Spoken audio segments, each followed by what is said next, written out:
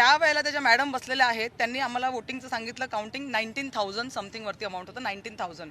तिकडेच मी ऑब्जेक्शन घेतलं की जर काल 26,651 झालं होतं मतदान, 7,000 मतं आमची गेली कुठे, त्याचं मला उत्तर पाहिजे. मग त्याच्यानंतर रिकाउंटिंग होत आहे, रिकाउंटिंगमध्ये नंतर ती मतं आली पुढे आमची, पण त्याच्यानंतर सुद्धा ते टॅली होत नव्हतं. त्याच्यानंतर पण एक मशीन बंदच होती, ती त्यांनी शेवटला उघडली. त्याच्यामध्ये परत मला 300-400 मतांनी वाढलेली आहे मी, आणि तेव्हा कुठे जाऊन तो आकडा टॅली झाला. आणि आमचा थर्ड राऊंड पहिला जेव्हा त्यांनी केला तेव्हा त्याच्यामध्ये पण बराचसा कालावधी त्या लोकांनी घातला. तो का घातला त्याचं मला उत्तर अजून मिळालेलं नाहीये. तिसरी गोष्ट, एखादी मशीन अशी बंदच कशी काय राहते, खोलायचीच राहून जाते, हे तुम्हाला पटतंय का, मीडियाला पटतंय का? हे मशीन एखादी खोलायची राहूनच जाते, त्याच्या आधी तुम्ही रिझल्ट डिक्लेअर करता. जेव्हा तुम्ही पहिले टोटल बोलता तेव्हा तुम्ही 19,000 समथिंग बोलता, ऑलरेडी मतदान झालंय 26,651. मग हे चाललं काय? मला हाच प्रश्न विचारायचा प्रत्येक जनतेला की अशाच प्रकारे जर निवडणुका होणार असतील ना, तर आमच्या की तरुण जे आम्ही लढायला इथे आलेलो आहोत ना, कोणी डोकं वर उचलणार नाही. सगळीकडे बिनविरोधांचे नगरसेवक निवडून येणार आहेत. तुम्ही प्रभाग क्रमांक 3चा इतिहास बघा, ह्याच्या आधी 100 ते 200 मतांनी इकडचे उमेदवार निवडून आलेले आहेत. 5 ते 6 हजार मत आलं कुठून? मी ग्राउंडला काम केलेलं आहे, माझं मला काउंटिंग माहित होतं, मला किती मतदान येणार आहे. 3 ते 4 हजार मतं पहिल्याच राऊंडला कशाने जास्त पडतात? ह्याच्यावरून सरळ कळतं की ह्या लोकांनी सगळं ईव्हीएम मॅनेज केलेलं आहे.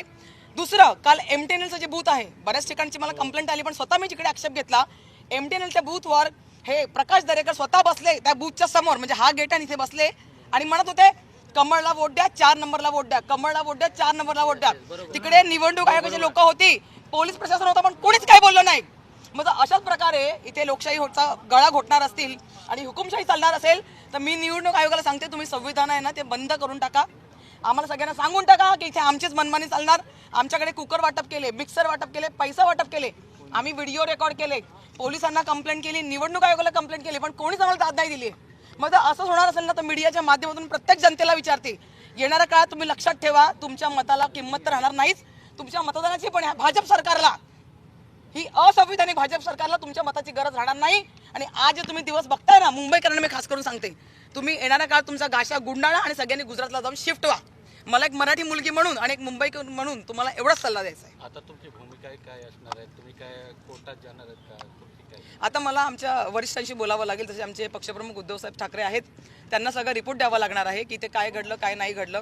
कारण का आतापर्यंत जेवढे मला माहिती आहेत, म्हणजे 1, 2, 3 आणि 4 ह्या 4 आमच्या प्रभागांचा निकाल मी समोर असतानाच आला, तर 4ही प्रभागामध्ये आमचे उमेदवार आलेले नाही आहेत आणि त्यांचे उमेदवार भरघोस मताने आलेले, ज्यांची काहीच कामं नाही आहेत प्रभागामध्ये, काहीच कामं नाही आहेत. म्हणजे आम्ही डाऊन टू अर्थ कामं केलेले उमेदवार होतो आणि तरी सुद्धा आमचे उमेदवार एवढ्या बघा 100-200 मताधिकाने पडलो तर आम्ही समजू पण शकलो असतो, कुठेतरी मतदार विकला गेला.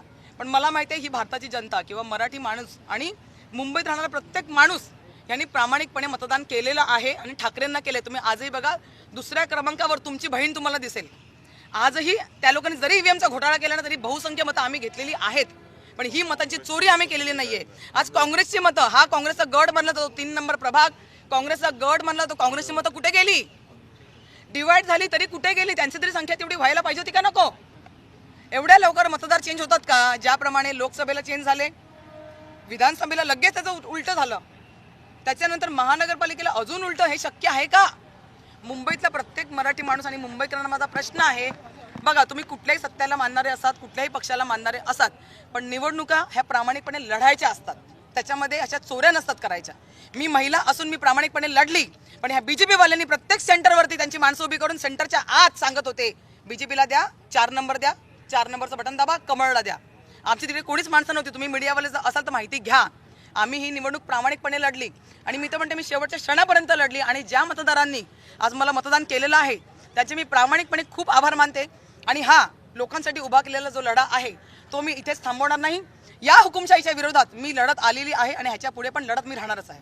तुम्हाला काय वाटतं, ईव्हीएम मुळे हा झाला की जे मतदार आतमध्ये जाऊन ते मतदारांना भाजपला करत त्याच्यामुळे झालेलं? हे बघा, ह्याच्यामध्ये भरपूर गोष्टी मी सगळ्या तुम्हाला सांगते. सर्वात पहिले तर त्या लोकांनी मिक्सर, कुकर आणि पैसे वाटप केले, हे तुम्हाला सगळ्यांना माहीत असेल, कारण का आम्ही व्हिडिओज वगैरे काढून भरपूर आम्ही प्रयत्न केले की ह्याच्यावरती आक्षेप घेतला जावा, तो घेतला गेलेला नाही.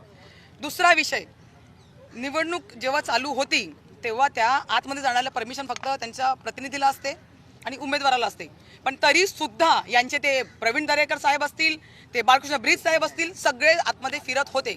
कसे फिरत होते आम्हाला नाही माहिती, पण जर का माझ्याशिवाय किंवा माझ्या प्रतिनिधीशिवाय कोणी गेला का तिकडे त्यांना पोलीस अडवत होते, त्यांना सोडत नव्हते. दुसरा विषय हा, तिसरा काउंटिंग संपल्यानंतर सुद्धा हे दरेकर कुटुंब प्रत्येक सेंटरवर जाऊन 10-10 मिनिटं थांबत होते. ते काय करत होते आम्हाला नाही माहिती. चौथा महत्त्वाचा विषय म्हणजे ईव्हीएम मशीन ज्या सील केल्या गेल्या होत्या आमच्या डोळ्यात देखत, त्या आम्ही यायच्या आधी ओपन झाल्या. म्हणजे ह्याचा अर्थ आम्ही काय समजायचा? ईव्हीएम मशीन, पोस्टल वोट आम्ही येण्याच्या आधी का ओपन केले गेले त्याचं मला उत्तर पाहिजे आहे. म्हणजे हो, एकतर ह्या लोकांनी पैसा वाटप करून लोकांना अमिषांना भूल पाडलेली आहे, आणि दुसरं ह्या लोकांनी ईव्हीएम मशीनमध्ये घोटाळा केलेला आहे, आणि तो खरंच घोटाळा केला त्याचं सबूत हे म्हणतात ना नेहमी. हे विरोधक नुसते ओरडतात आम्ही ईव्हीएमचा घोटाळा केला. तुम्ही घोटाळा केलाय म्हणून त्याचे सील ओपन होते, हे आम्ही सगळ्यांनी बघितलंय. जेवढे 3 नंबरवरचे उमेदवार होते आमचे प्रतिनिधी, आम्ही डोळ्यांनी पाहिलं की सील ओपन होते आम्ही येण्याच्या आधी. म्हणजे हो, तुम्ही चोरी केली आहे. भाजपला बोलते तुम्ही मत चोरी केली आहे आणि तुम्ही मतदान जिंकलेलं आहात. पण एवढं लक्षात ठेवा, जनता मूर्ख नाही आहे. जर 100-150 वर्ष राज्य करणारे आम्ही इंग्रजांकडे पालतून पाठवलं ना, तेच रक्त ना माझ्या मनगटात आहे.